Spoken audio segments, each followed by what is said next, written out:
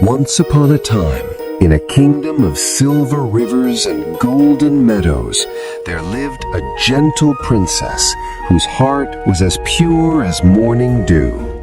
She was betrothed to a prince in a faraway land, and when the time came, her mother, the queen, prepared her for the journey.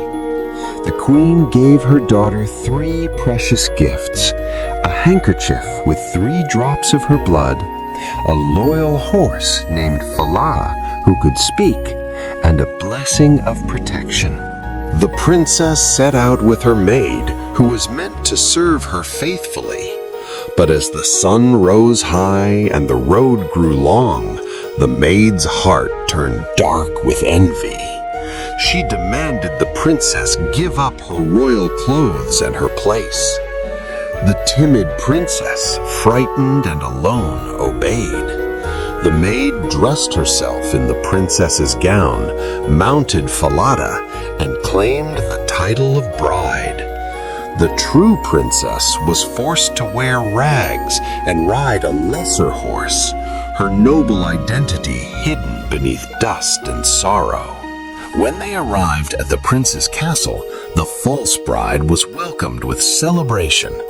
The true princess was sent away to tend geese in the royal meadow, her only companions the gentle birds and her grief.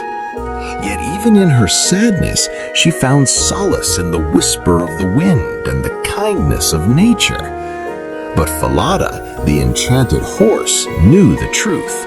The wicked maid, fearing discovery, ordered Falada's death.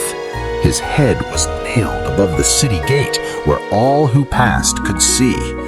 Each morning, as the princess walked by with her geese, she whispered, "Falada, hanging there so high, if you could speak, what would you cry?"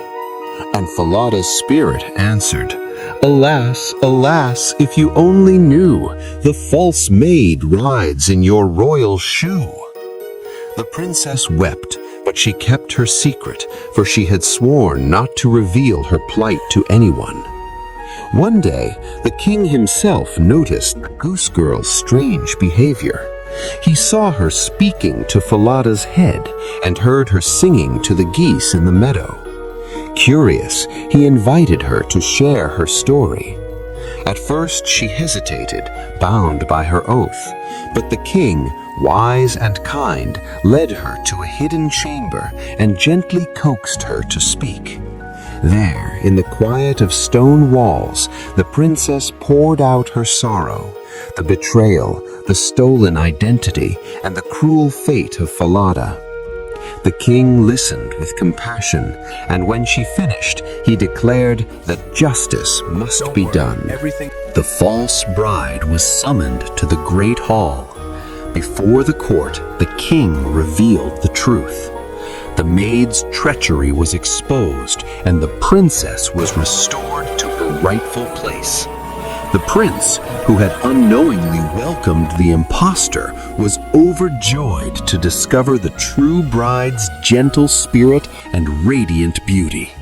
The wedding was celebrated with splendor, and the princess, now queen, ruled with kindness and wisdom.